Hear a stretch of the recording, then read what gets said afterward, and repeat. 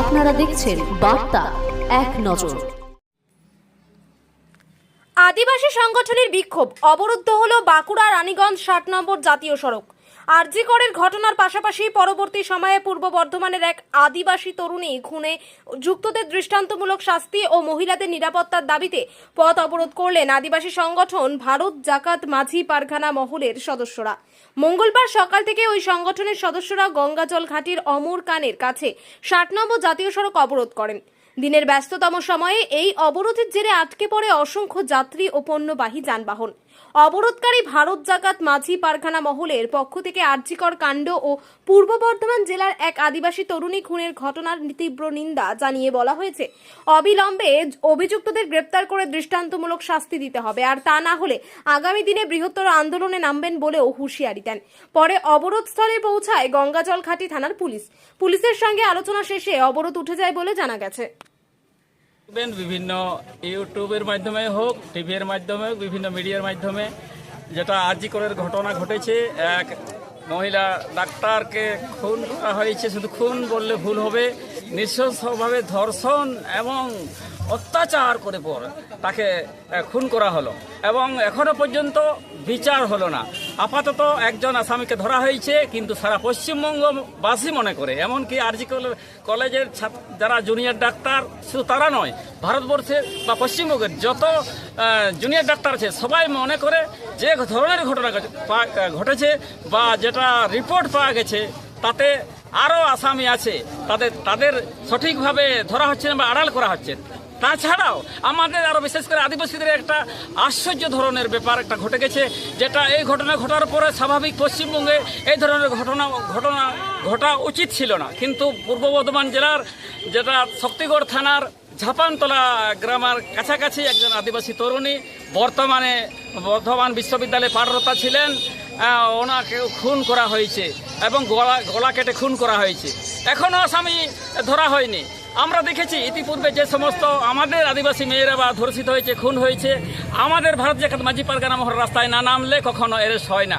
তাই আমরা বাধ্য হয়েছি তাদের অবিলম্বে তাদের ধরতে হবে এবং তাদের বিচার করতে হবে, তাদের উপযুক্ত শাস্তি চাই, তাদের ফাঁসি চাই। আচ্ছা, রাজ্যে মহিলাদের ভুগছে বলে মনে হয়? হ্যাঁ, একদম অবশ্যই, একদম এটা সঠিক বলেছেন, অবশ্যই ভুগছে।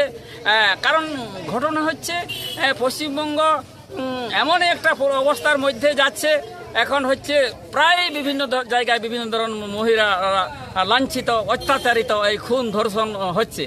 এগুলো ঘটছে এই কারণে আমরা মনে করি, আমরা ভারত জাকাত মাঝি পারগানা মহলের পক্ষ থেকে আমরা মনে করি দোষীদের আড়াল করা হয়, দোষীদেরকে বাঁচানোর চেষ্টা করা হয়। এই কারণেই চেষ্টা করা হয়, তাদের রং দেখে, তাদের কোন পার্টির লোক বা তাদের নেতা মন্ত্রীর ছেলে কিনা, তারা প্রভাবশালী কিনা, আগে মানে ঘটনা ঘটার পর আগে বিবেচনা করা হয়, মানে তাদেরকে অ্যারেস্ট করা যাবে কিনা, তাদেরকে বাঁচানো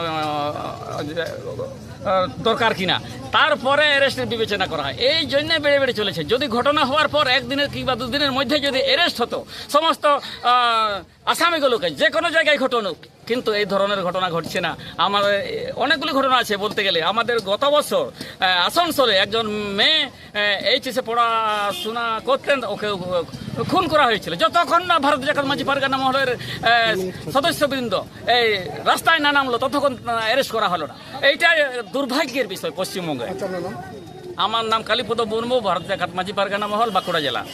সোশ্যাল মাধ্যমে, পেপার পত্রিকার মাধ্যমে কিছুদিন আগে কলকাতা আরজিকর মেডিকেল কলেজে যে নৃশংস একটা হিংস্র ঘটনা ঘটে যায়, যেখানে একটা তরুণী মেয়ে ডাক্তার যিনাকে ধর্ষণ করে, গলা টিপে এবং অকথ্য অত্যাচার করে খুন করা হয়েছে, তারই প্রতিবাদে আজ এই অবরোধ। সাথে সাথে 14ই আগস্ট পূর্ব বর্ধমানের নান্দুর ঝাপানতলা গ্রামের একজন তরুণী, যিনি বিশ্ববিদ্যালয়ে পাঠরতা, সেই ছাত্রীকে রাতের অন্ধকারে যার সন্ধে নেওয়ার সময় তাকে গলা কেটে খুন করা হয়েছে। সেই দোষীদের শাস্তির দাবিতে, সেই দোষীদের ধরার দাবিতে আমরা এখানে আজ 1 ঘন্টার প্রতীকী পথ অবরোধ করলাম, যেটার উদ্যোক্তা ভারত জাকাত মাঝি পারগানা মহল, বাঁকুড়া জেলা এবং গঙ্গাজল ঘাটি মুলুক কমিটি। আমার নাম তারাপদ মুর্মু, আমি ভারত জাকাত মাঝি পারগানা মহলের বাঁকুড়া জেলার একজন সদস্য।